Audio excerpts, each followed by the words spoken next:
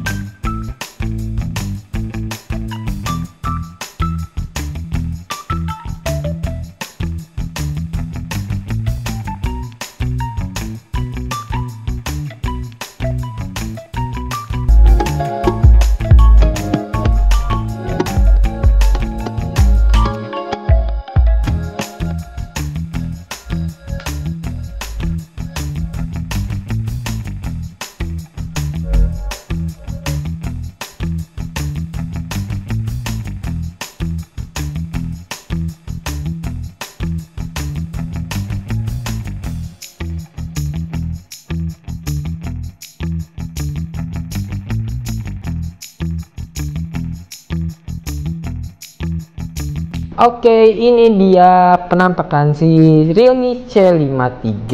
Nih, kalau kita lihat dari desainnya sih, itu bahannya berbahan dasar kayak doff gini, tapi ini enak banget buat disentuh. Jadi nggak bikin licin ke tangan, karena dia bahannya tuh matte doff gini ya. Dan kameranya ini punya dua kamera, yang mana desain kameranya tuh mirip banget sama kayak iPhone 13 Pro Series. Cuman bedanya ya ini dua kamera sih, kan kalau iPhone tuh 3 kamera, kalau ini di 2 kamera. Tapi kalau buat desainnya tuh hampir-hampir mirip, dari mulai bezel sama apa ini, ukuran lensanya hampir mirip-mirip ya, kayak ya desain zaman sekarang lah sih itu. Dan buat bodinya tuh dia desainnya 2,5D dengan sisi-sisi di sampingnya itu ada, nah di sini dia ada triple slot, di bawahnya ada speaker, lubang headphone jack, dan USB Type C. Ada juga mikrofon di sini ya. Terus di bagian sisi kanannya itu ada tombol power dengan volume atas dan sidik jari yang udah menyatu sama tombol powernya. Oke, kita bakal setting dulu, kita bakal balik lagi sebentar lagi. Tunggu ya Besti. Nah, dia juga udah pakai triple slot dan bisa ditambahin memori up to 2 TB. Wow, gede banget kan? Sama layarnya juga yang udah mendukung Full HD Plus dengan resolusi di 1080 x 2400 pixel. Dan buat kualitas warnanya yang ditampilin ini sih udah termasuk oke ya. Hampir setara, mirip-mirip sama AMOLED display, walaupun handphonenya belum AMOLED, tapi kualitas warnanya udah hampir bisa nyaingin AMOLED display ya, walaupun nggak seterang AMOLED display ya, tapi ini jujur li enak banget buat dipandang. Dark Ultra Boom Speaker, dia juga punya upgradable speaker yang bisa di up sampai 150%. Jadi suaranya bisa lebih kedengeran gitu lah ya. Sama juga dia punya 360 derajat NFC area di bagian atasnya. Jadi sekeliling bagian atasnya itu bisa kalian tempelin area NFC-nya. Terus ada dynamic RAM juga yang bisa di-upgrade sampai 2 kali lipat. Dan juga pengecasannya di 33 watt, mengalami sedikit penaikan dari seri sebelumnya yang masih pakai 18 watt, dan ini bisa ngecas 50% dalam 32 menitan aja. Cepet banget gak sih? Ya itu upgradean yang oke sih. Terus juga dia juga punya mini kapsul fitur. Jadi sama kayak C55 yang bisa ngasih notifikasi status charging atau olahraga aktivitas kita sehari-hari.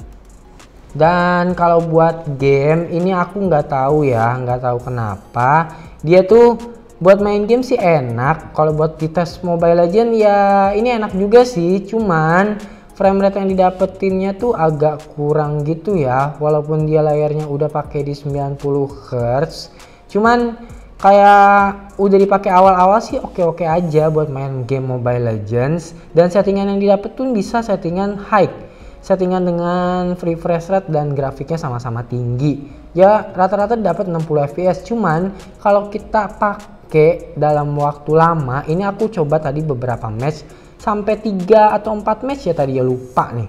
Cuman dia tuh kalau udah agak lama tuh kayak frame rate-nya tuh down. Mungkin karena panas kali ya. Wajar sih kalau panas frame rate drop gitu. Cuman yang kurang enaknya itu di bagian PUBG Mobile. PUBG Mobile ini giroskopnya tuh agak delay gitu. Dia udah ada fitur giroskop ya C53 ini. Cuman kalau kita pakai buat giroskopnya ini, dia tuh agak sedikit delay gitu. Dan ini kurang nyaman banget buat pemain PUBG Mobile. Tapi kalau misalnya kalian gak aktifin giroskopnya, harusnya ini oke-oke aja sih.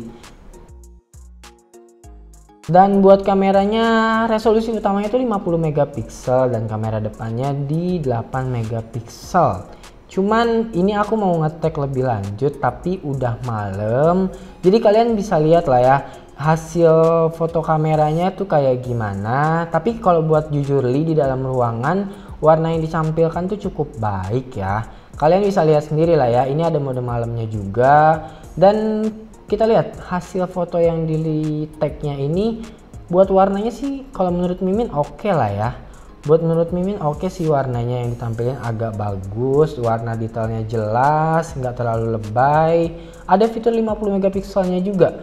Jadi kalau kita pakai itu hasilnya bakal lebih detail. Dan ini cocok kalau kalian buat dicetak fotonya. Nah ini dia beberapa hasil dari foto C53.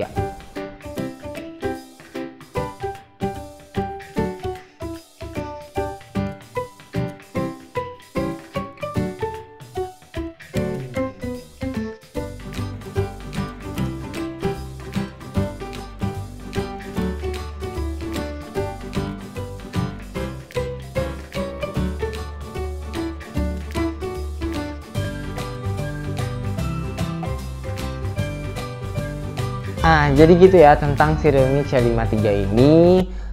Kekurangan sama kelebihannya, buat kalian yang suka main game ini enggak banget, soalnya dia prosesornya kayak kurang gitu. Kalian tadi udah lihat kan di video sebelumnya, itu aku udah bahas tentang gamenya dan dia kayak agak patah-patah gitu kalau buat main game. Tapi kalau kalian buat kebutuhan kayak sehari-hari kayak sosmed, chattingan atau streaming, ini udah oke sih. Pengecasannya yang super cepet, baterainya tahan lama, sama ada fitur 360 derajat NFC-nya. Jadi buat kalian yang butuh buat lifestyle atau buat kebutuhan sehari-hari, ini oke sih buat di handphone 2 jutaan. Tapi kalau buat kalian yang nyari sama dengan kayak buat game juga, mending ambil C55 sekalian gak sih? Bener nggak?